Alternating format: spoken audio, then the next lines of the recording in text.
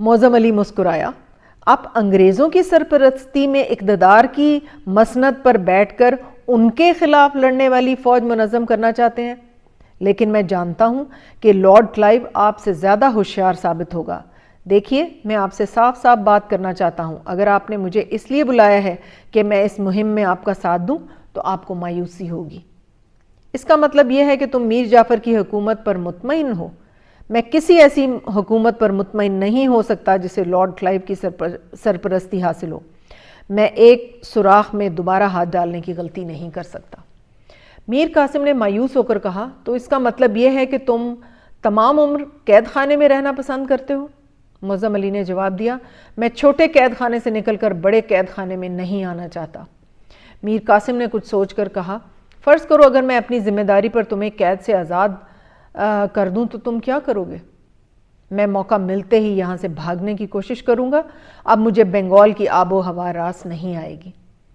میر قاسم نے کرسی سے اٹھ کر کچھ دیر کمرے میں ٹہلنے کے بعد کہا، اگر اب تمہیں واپس قید خانے میں بھیج دیا جائے تو کیا میں یہ توقع رکھ سکتا ہوں کہ ہمارے درمیان جو باتیں ہوئی ہیں کسی کے اوپر ظاہر نہیں ہوں گی؟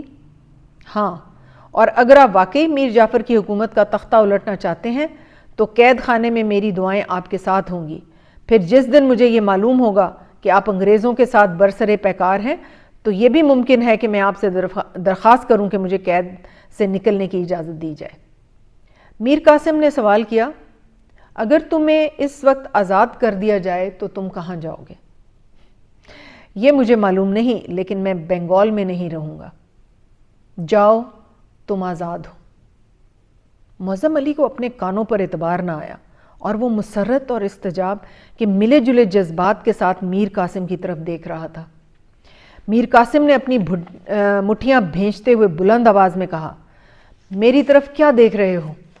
میں کہتا ہوں تم آزاد ہو، اور اگر تم یہ جاننا چاہتے ہو کہ میں نے تمہیں کیوں آزاد کیا ہے تو سنو۔ پلاسی کی جنگ کے بعد میں نے تم جیسے کئی نوجوانوں کو بغاوت کی سزا پاتے دیکھا ہے، اور میں ہمیشہ اپنے دل کو یہ تسلی دینے کی کوشش کرتا تھا کہ یہ ہمارے خاندان کے دشمن ہیں، لیکن آج بنگال پر ہمارا خاندان نہیں بلکہ انگریز حکمران ہے۔ آج میں یہ محسوس کرتا ہوں کہ ایسٹ انڈیا کمپنی کا ایک معمولی کلرک میر جعفر کی نسبت زیادہ اختیارات کا مالک ہے۔ اگر آج سے چند ماہ قبل کوئی شخص تمہاری طرح میری طرف گستاخ نظروں سے دیکھتا تو میں اس کی آنکھیں نکال دیتا، لیکن اب ہم ہر ذلت کے عادی ہو چکے ہیں۔ ایسٹ انڈیا کمپنی کے ادنا ملازم ہمیں آواز دے کر بلانے کی بجائے انگلی کے اشاروں سے بلاتے ہیں۔ تم خوش قسمت ہو، تم ایک قیدی کے لباس میں بھی میری آنکھوں میں آنکھیں ڈال کر دیکھ سکتے ہو۔ کاش میں بھی اسی طرح لارڈ کلائیو کی آنکھوں میں آنکھیں ڈال کر دیکھ سکتا۔ تم جا سکتے ہو۔ مجھے اس بات کا اعتراف ہے کہ میں انگریزوں کے ساتھ نہیں لڑ سکتا، لیکن یاد رکھو جب کبھی موقع آئے گا ہم ان کے ساتھ وہی سلوک کریں گے جو انہوں نے ہمارے ساتھ کیا ہے۔ پھر وہ میر ناصر کی طرف متوجہ ہوا، ناصر، تم نے شرط جیت لی ہے، انہیں لے جاؤ اور میرے نوکروں سے کہو انہیں نیا لباس اور گھوڑا دیں، انہیں مرشد آباد کے باہر پہنچانا تمہاری ذمہ داری ہے۔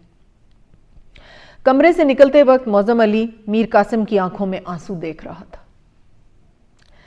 کمرے سے باہر نکل کر اس نے میر ناصر سے سوال کیا، آپ نے میر قاسم سے کون سی شرط جیتی ہے؟ میر ناصر نے جواب دیا، میر قاسم کا خیال تھا کہ آپ قید سے رہائی کی امید پر ان کا ساتھ دینے کے لیے تیار ہو جائیں گے، اور میری رائے اس کے خلاف تھی۔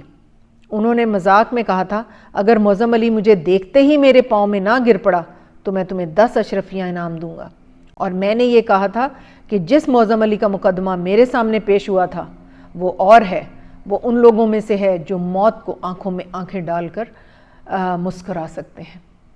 تھوڑی دیر بعد معظم علی نے کہا، میں اپنی رہائی کے لیے آپ کا شکر گزار ہوں، لیکن یہ بات میری سمجھ میں نہ آ سکی کہ میر جعفر اور میر میرن کو جب میرے متعلق معلوم ہوگا تو آپ لوگ کیا جواب دیں گے؟ میر جعفر اور میر میرن ان دنوں انگریزوں کے لیے روپیہ جمع کرنے کے سوا کچھ نہیں سوچ سکتے، اور پھر میر قاسم اتنے بے اختیار نہیں کہ اپنی مرضی سے ایک قیدی بھی رہا نہ کر سکیں۔ میں صرف یہ چاہتا ہوں کہ آپ فوراً مرشد آباد سے نکل جائیں اور جلد از جلد بنگال کی سرحد عبور کر لیں۔ ہو سکتا ہے ہمیں 1-2 دن بعد یہ خبر مشہور کرنی پڑے کہ ایک خطرناک قیدی کو پھانسی دے دی گئی ہے۔ میر قاسم کے سپاہی آپ کو شہر کے باہر چھوڑ آئیں گے۔ معظم علی نے کہا کیا یہ بہتر نہیں ہوگا کہ میں یہاں سے تنہا جاؤں؟ میرے ساتھ سپاہی دیکھ کر لوگ خواہ مخواہ میری طرف متوجہ ہوں گے۔ میرا تنہا جانا اس لیے بھی ضروری ہے کہ میں شہر چھوڑنے سے پہلے چند منٹ کے لیے اپنے گھر جانا چاہتا ہوں۔ میر ناصر نے کہا جہاں تک مجھے معلوم ہے آپ کا گھر نیلام ہو چکا ہے اور اب وہاں کوئی اور رہتا ہے۔ معظم علی نے کہا میں اپنے نوکر کو تلاش کیے بغیر نہیں جا سکتا۔ محلے میں میرے کئی دوست ہیں، شاید انہیں ان کا پتہ ہو۔ میرے لیے وہاں جانے میں کوئی خطرہ نہیں، لیکن اگر میں پکڑا گیا تو میں آپ کو یقین دلاتا ہوں کہ میں یہ نہیں کہوں گا کہ مجھے آپ نے قید سے نکالا ہے، میں یہ کہوں گا کہ میں نے فرار ہونے کی کوشش کی تھی۔ میر ناصر نے کہا اگر نوکر کا مسئلہ اس قدر اہم ہے تو میں آپ کو نہیں روک سکتا، لیکن آپ کو بہت محتاط رہنا چاہیے۔ یہ اس لیے بھی ضروری ہے کہ ہم بہت سے قیدیوں کو رہا کرنے کے متعلق سوچ رہے ہیں۔ تو بنگال میں جو فوج کے افسر تھے ان میں سے چند ہی تھے جو ضمیر فروش تھے، باقی اچھے افسر تھے، نیک تھے، محب وطن تھے، اور وہ اچھے لوگوں کو قید سے رہا کر کر کے ان کو سرحد کے باہر بھیج رہے تھے۔ اس کے بعد وہ جاتا ہے اپنے گھر، وہاں پہ صابر کو تلاش کرتا ہے، صابر کو ساتھ لیتا ہے اور وہاں سے ساری انفارمیشن لیتا ہے کہ وہاں پہ جو ہے مرزا حسین بیگ کدھر چلے گئے۔ وہ بتاتے ہیں کہ وہ ہجرت کر کے چلے گئے، ان کے بھی گھر پہ بہت چھاپے پڑ رہے تھے اور بہت زیادہ ان کی لائف کو بھی خطرہ تھا، تو وہ کسی قافلے کے ساتھ چلے گئے ہیں۔ اب معظم علی کو اس کی ماں نے یہ بھی بتایا ہوا تھا کہ وہاں استبل میں وہ ہیرے دفن ہیں، تو وہ پھر کچھ ساتھیوں کو ساتھ لے کے، وہاں کچھ پہرے دار ہوتے ہیں، ان کو قابو کر کے اور وہ ہیرے اور اشرفیاں اور زیورات جو ہیں وہ اٹھا کے اپنے ساتھ۔ اب اس کی زندگی کا جو خاص مقصد ہوتا ہے وہ فرد کو تلاش کرنا ہوتا ہے۔ وہ سوچتا ہے کہ اب میں مختلف جگہوں کے سارے شہروں میں میں جاؤں گا اور وہاں جا کے تو فرد کو تلاش کروں گا۔ معظم علی صابر کو ساتھ لے کے تو لکھنؤ کی طرف چل پڑتا ہے، اور رستے میں جتنے بھی قافلے گزرتے ہیں ان میں سب میں پوچھتا جاتا ہے، وہ پاگلوں کی طرح لوگوں سے پوچھتا ہے کہ مرزا حسین بیگ مرشد آباد سے کسی قافلے میں ان کی بیگم اور بیٹی کو اور یا مرزا حسین بیگ کو کسی نے دیکھا ہے، تو اس کو کوئی کلو نہیں ملتا کہ وہ کہاں گئے ہیں۔ لکھنؤ پہنچنے کے بعد وہاں پہ وہ اس تھیلی میں سے ایک ہیرا، سب سے چھوٹا ہیرا نکالتا ہے اور ایک جوہری کے پاس لے جا کے اس کو بے حساب دولت مل جاتی ہے اس کے عوض، اور وہاں پہ وہ ایک چھوٹا سا مکان کرائے پہ لیتا ہے۔ وہاں پہ صابر کو وہ ہیرے کی تھیلی دے کے اس کا پہرے دار مقرر کر کے، اور وہ ایک دلاور خان ایک نوکر ہوتا ہے وہ رکھ لیتا ہے، کچھ گھوڑے خرید لیتا ہے، اور اس طرح وہ پھر روزانہ فرد کی تلاش میں فرد چل پڑتا ہے۔